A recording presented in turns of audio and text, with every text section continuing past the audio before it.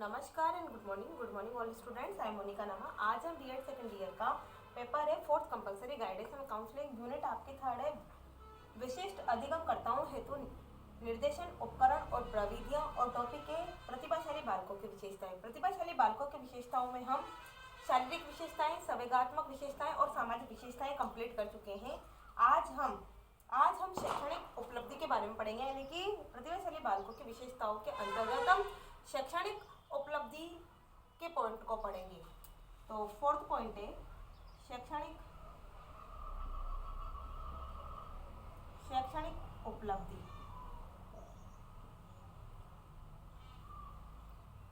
Fourth point है शैक्षणिक उपलब्धि, यानी कि प्रतिभाशाली बालक शिक्षा के प्रत्येक क्षेत्र में अत्यधिक उपलब्धियां प्राप्त करते हैं। यानी कि प्रतिभाशाली बालक शिक्षा के प्रत्येक क्षेत्र में उपलब्धियां प्राप्त करते हैं और उपलब्धियां प्राप्त वो उन विषयों में करते हैं जो साहित्य से संबंधित हो, गणित से संबंधित हो, या फिर विज्ञान, व्याकरण या हिंदी या इतिहास भूगोल आदि विषयों में वो शैक्षिक उपलब्धि को हासिल करते हैं। और अध्यापक भी उनको श्रेष्ठ छात्र घोषित करते हैं। यानी कि जो प्रतिभाशाली बालक होते हैं वो प्रतिभाशाली बालक शिक्षा के प्रत्येक क्षेत्र में शैक्षिक उपलब्धियों को हासिल करते हैं, लेकिन वो शैक्षिक उपलब्धियां विषयों से संबंधित होती है। जो विषय भूगोल से संबंधित होता है या फिर साहित्य, विज्ञान, गणित या इतिहास आदि विषयों से संबंधित होते हैं, और आदि विषयों से संबंधित होने के कारण अध्यापक भी उन छात्रों को प्रतिभावान और श्रेष्ठ तथा प्रतिभाशाली छात्र घोषित करते हैं। ये बालक उन विषयों में अधिक श्रेष्ठता प्रदर्शित नहीं करते जिनका संबंध इनकी बुद्धिलब्धि से नहीं होता। यानी कि ये प्रतिभाशाली बालक उन्हीं विषयों को सबसे अधिक रुचिप्रद मानते हैं या सबसे अधिक पसंद करते हैं जो विषय इनको इंटरेस्ट पूर्ण लगते हैं। यानी कि जिस विषय में इनका इंटरेस्ट होता है उसी विषय में ये अपनी रुचि लेते हैं, और जिस विषय में इनकी रुचि नहीं होती है उससे ये संबंध नहीं रखते हैं। साथ में ये भी होता है कि पुरस्कार तथा छात्रवृत्तियां जीतने में भी प्रतिभाशाली बालक सबसे आगे रहते हैं। किसी भी पुरस्कार को, यानी कि विद्यालय की किसी भी शैक्षिक गतिविधियों में या किसी भी कार्यक्रम में भाग लेने के लिए पुरस्कार और साथ में छात्रवृत्ति यानी कि प्रतिभावान छात्रों के रूप में जो पुरस्कार मिलता है या छात्रवृत्तियां मिलती हैं, उसको जीतने में भी प्रतिभाशाली बालक आगे रहते हैं। और साथ में ये होता है कि पढ़ाई लिखाई में अधिकतर ये साधारण बालकों से श्रेष्ठ होते हैं। बिल्कुल सही है कि प्रतिभाशाली बालक सामान्य बालकों से श्रेष्ठ होते हैं, तो ये पढ़ाई लिखाई में भी सामान्य बालकों से श्रेष्ठ होते हैं। और सामान्य बालकों से श्रेष्ठ होने के कारण ही ये वास्तविक रुचि अपने इंटरेस्ट जिन विषयों में होता है उन्हीं विषयों में ये अपनी रुचि को प्रदर्शित करते हैं। नेक्स्ट है सहगामी क्रियाएं। फिफ्थ है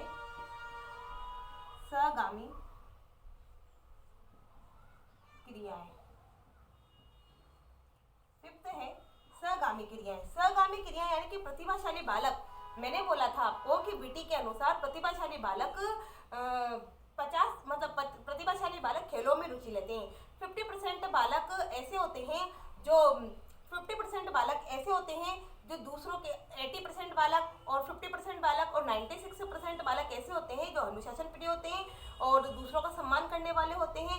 ऐसे बालक होते हैं, और कुछ बालक ऐसे होते हैं जो खेलों में रुचि लेते हैं। तो कहने का मतलब ये होता है कि जो सहगामी क्रियाएं होती है वो सहगामी क्रियाएं विद्यालय के परिसर में होती हैं, और विद्यालय के परिसर में जब ये सहगामी क्रियाएं होती हैं तो प्रतिभाशाली बालक इन खेलों में उन शैक्षिक गतिविधियों में या कार्यक्रमों में भाग लेते हैं, खेलों में रुचि लेते हैं। साथ में वे अपने से अधिक आयु वाले बच्चों के साथ खेलना पसंद करते हैं। यानी कि अपने से अधिक आयु के बच्चों के साथ खेलना पसंद नहीं करते, बल्कि अपने हम उम्र के बच्चों के साथ ही ये प्रतिभाशाली बालक खेलना पसंद करते हैं, और अपनी उम्र से कम आयु वाले बच्चों के साथ ही खेलना पसंद नहीं करते हैं। यानी कि अपने लेवल वाले, अपनी उम्र वाले, अपने हम उम्र बच्चों के साथ ही खेलना पसंद करते हैं, और अपने से बड़ी उम्र वाले बच्चों को या बालकों को ये मित्र बनाना पसंद करते हैं।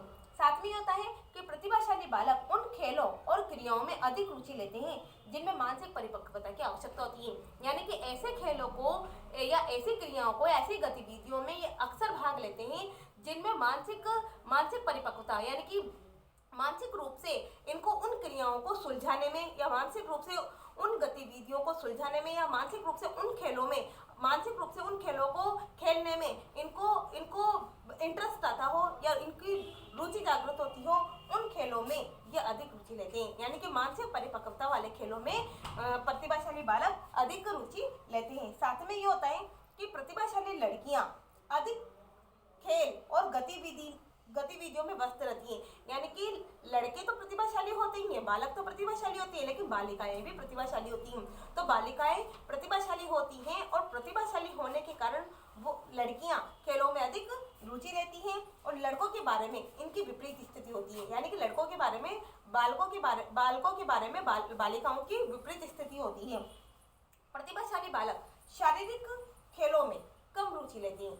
वो मानसिक परिपक्वता वाले खेलों में ही ज्यादा रुचि लेते हैं, बल्कि शारीरिक खेलों में प्रतिभाशाली बालक कम रुचि लेते हैं।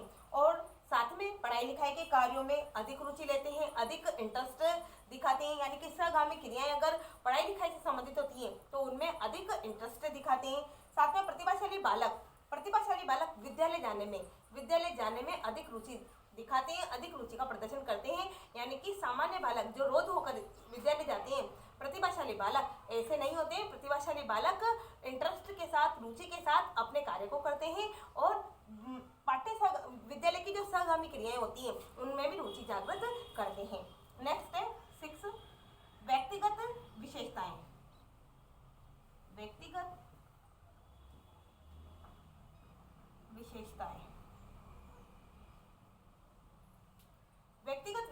व्यक्तिगत विशेषताओं से तात्पर्य यह है कि प्रतिभाशाली बालक सहयोगी होते हैं, यानी कि दूसरों की मदद करने वाले होते हैं। साथ में दूसरों के सुझावों को मानने वाले होते हैं। यानी कि प्रतिभाशाली बालक ऐसे होते हैं जो दूसरों की मदद करने वाले होते हैं, दूसरों के दिए हुए सुझावों को मानने वाले होते हैं। और ये हास्य विनोद यानी मनोरंजनपूर्ण स्वभाव वाले होते हैं। मतलब व्यक्तिगत विशेषताएं इनकी होती है कि दूसरों की मदद करने वाले, साथ में दूसरों के सुझावों को मानने वाले और हास्य विनोद यानी मनोरंजनपूर्ण इनका स्वभाव होता है। साथ में इनका सामाजिक समायोजन यानी कि जो प्रतिभाशाली बालक होते हैं उनका सामाजिक समायोजन सामान्य बालकों की अपेक्षा अधिक होता है। यानी कि किसी भी विपरीत परिस्थिति में, किसी भी नई जगह में या किसी भी नए लोगों से ये अच्छे से एडजस्टमेंट हो जाते हैं, अच्छे से समायोजन कर लेते हैं। साथ में ये होता है कि प्रतिभाशाली बालकों को कक्षा में उनके सहपाठी अधिक पसंद करते हैं। प्रतिभाशाली बालकों को कक्षा में उनके सहपाठी अधिक पसंद करते हैं। और बालकों की संवेगात्मक स्थिरता उनकी प्रौढ़ावस्था में भी निरंतर बनी रहती है। कहने का मतलब है संवेगात्मक स्थिरता इनकी प्रौढ़ावस्था में यानी कि युवा से प्रौढ़ावस्था तक इनकी संवेगात्मक स्थिरता बनी रहती है। ये जैसे होते हैं, जैसा व्यक्तित्व इनका होता है वैसा व्यक्तित्व इनका प्रौढ़ावस्था तक झलकता रहता है, चलता रहता है। नेक्स्ट 7 है